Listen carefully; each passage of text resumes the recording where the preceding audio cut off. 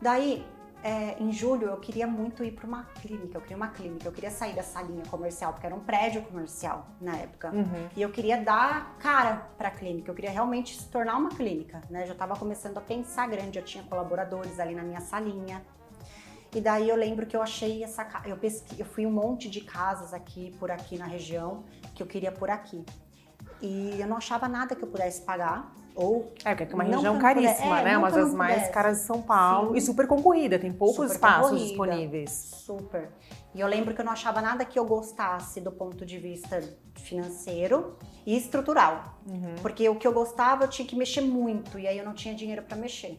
Ou não sentia energia. E eu tava quase desistindo. E aí eu lembro até que uma colaboradora minha falou assim, mas você lutou tanto para chegar aqui e você quer tanto ir para uma clínica, você vai desistir. Eu vou com você, vamos ver mais algumas casas, porque a gente precisa de pessoas que impulsionam o nosso sonho durante a jornada, né? É essencial. Que acreditam, né? Que acreditam, e às vezes uma frase, uma palavra que a pessoa te fala, te impulsiona a continuar. Por isso que a gente sempre tem que falar as coisas que parecem óbvias para as pessoas. Porque o óbvio tem que ser dito, né? O nosso óbvio não é óbvio do mundo. Sim. Então ali ela virou uma chavinha do tipo, poxa, eu lutei tanto para chegar até aqui, consegui, por que eu vou parar, vou me acomodar? Vou me conformar e não ter achado? Posso buscar mais um pouquinho. E foi aí que eu realmente falei, não, então eu vou ver mais um imóvel. Aí uma mulher, uma corretora me trouxe essa casa, que é a matriz, na verdade é do lado aqui, porque aqui é outra.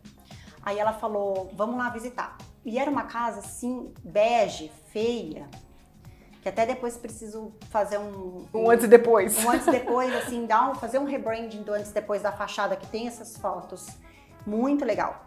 E eu cheguei aqui e eu entrei com ela e eu falei, eu amei esse lugar. Mas ele era muito feio, mas o legal... Tinha potencial. O legal quando a gente se torna... Porque eu acho que todo mundo tem capacidade de ser visionário. Quando destrava a criatividade. Então, o visionário, ele não vê o que é, mas o que pode ser. Então, quando eu entrei naquela casa, eu não vi o que ela era, mas o que ela poderia se tornar. E foi instantâneo. É como se eu já estivesse vivendo naquela dimensão sem estar vivendo. Entendeu? Você visualizou. Na hora. Foi automático, nem me esforcei. E eu falei, essa casa. E eu vi o jardim lá atrás e não tinha nada. A única coisa que tinha naquele jardim, vocês passaram por lá, era uma arvorezinha seca, que era a primavera que tava ali seca. Eu falei, aqui poderia ser um jardim lindo, com balanço e a primavera por cima. Aí eu já comecei a pirar. Aliás, ficou super legal aquele cantinho. Aquele cantinho muito gostoso. Tem uma fonte ali, tem todo um energético ali, né? Porque tem muita força depositada ali, muita crença, mesmo antes de existir. Então carrega o ambiente ali, né, disso.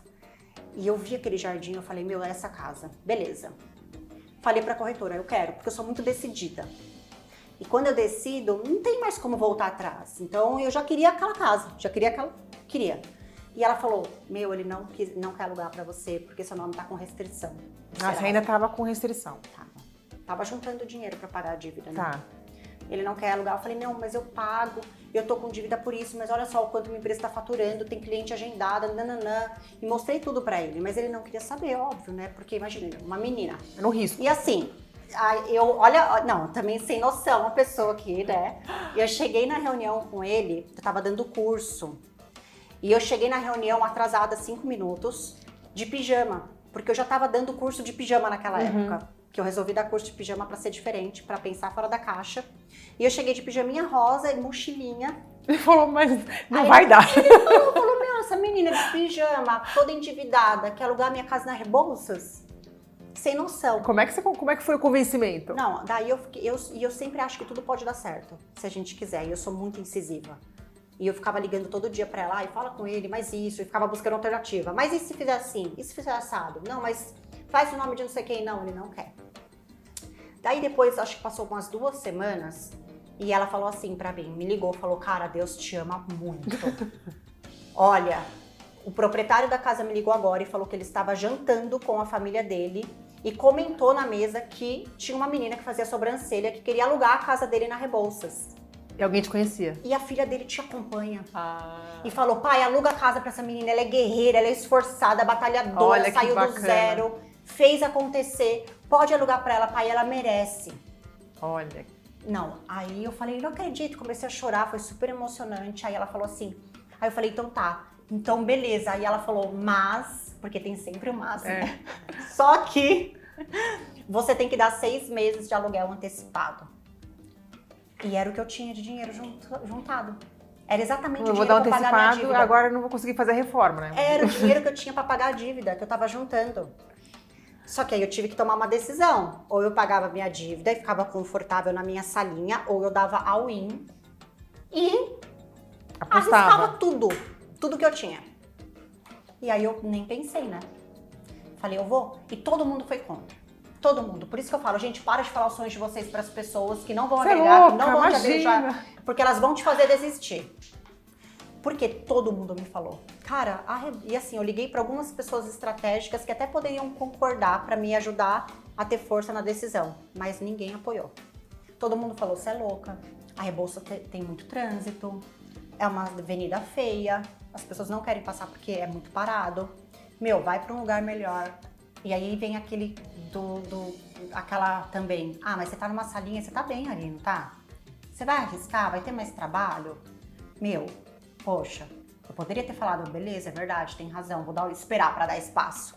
Fora os outros comentários do tipo, vai dar um passo maior que a perna, cuidado pra você não dar um passo maior que a perna, cuidado porque quando você sobe, você cai.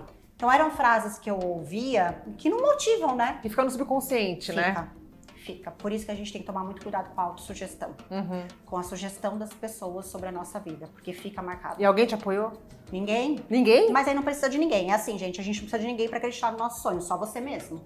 Se você já acreditar, já é 100% garantido. Porque então, a maioria foi guerreira, realmente. Fui guerreira e eu acreditei. E eu falei, então beleza, eu vou alugar. Aí todo mundo falava, mas ali tem trânsito. Aí eu não falei para ninguém. Eu aluguei, fui super decidida, aluguei. Peguei o escritório de arquiteto. Não, aí aconteceu outro milagre na minha vida. Porque eu acredito que tudo na vida é um milagre. E quando a gente acredita que tudo é um milagre, acontecem coisas tão maravilhosas que jamais teriam acontecido se tudo tivesse dado certo. O que aconteceu? Eu tinha atendido uma cliente de Dubai. Olha essa história que louca. Eu atendi uma cliente de Dubai na minha salinha de 30 metros, 11h30 da noite. E eu não sabia quem era essa cliente. Eu atendi ela normal, como uma cliente normal. E ela morava em Dubai, não é brasileira. Ela me mandou mensagem, eu tinha acabado de alugar aqui. E ela mandou mensagem, tipo, na mesma semana. Falou, olha, eu fiz a minha sobrancelha e eu quero retocar. E as minhas amigas aqui em Dubai amaram a sobrancelha. Então a gente quer te trazer pra cá. Você ficar aqui 15 dias, atender todas as mulheres que eu conheço, porque todas te querem, e a gente paga tudo pra você. Beleza? Feliz da vida. Gente, eu ia pra Dubai.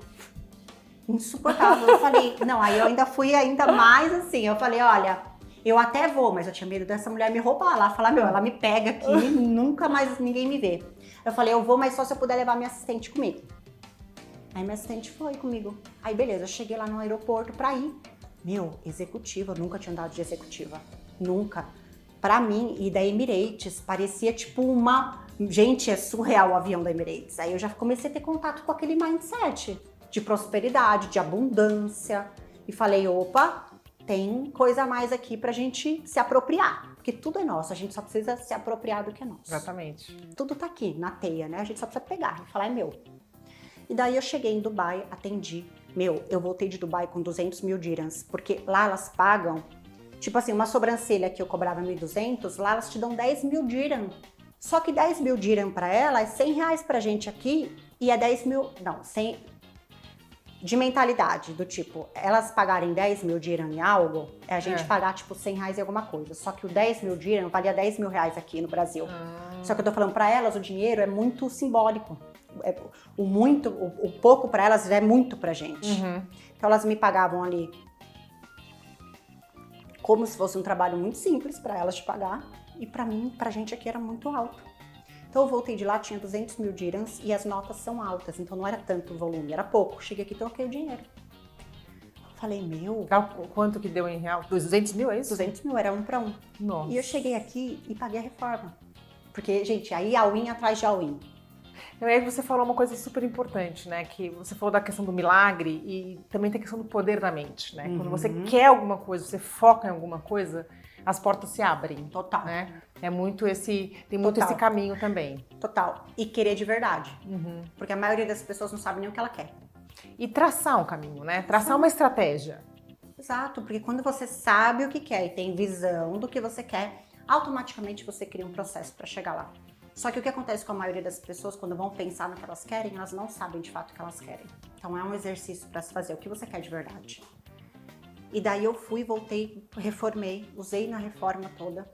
E eu lembro que eu comecei a viajar na criatividade. Você alugou uma casa só ou as duas ao mesmo Era tempo? só aquela. Só aquela? Sim. Aí você reformou aquela casa primeiro? Isso, eu reformei aquela primeiro. E olha que engraçado, era um escritório de advocacia. É só para entender, aqui a Natália tem duas casas, uma que ela atende, 1.000 metros, né? Cada uma, sim. Pode explicar para o pessoal Sim, entender aqui, como é que é? Tá, aqui é a matriz, né, que aí acabou virando. Então é uma casa aqui e uma casa grudada com a outra, que é a universidade. Só que na época que eu peguei, que eu aluguei aquela casa, era um escritório só de advocacia. O escritório eram as duas casas, olha que loucura. E aí o escritório de advocacia desocupou aquela. Aí eu fiquei com aquela e ainda era o escritório nessa daqui.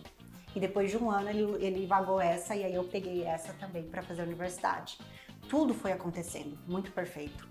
Reformei a clínica, comecei a trazer mais profissionalismo, comecei a criar setores dentro da empresa, atendimento, agendamento, vendas, marketing financeiro, RH. Fui começando realmente a criar um ecossistema vivo. E você não tinha sócios, era sozinha? Não, sozinha. Ainda é Total. sozinha? Não, aí depois veio em 2021 meu marido, que hoje é meu sócio aqui, me ajuda muito.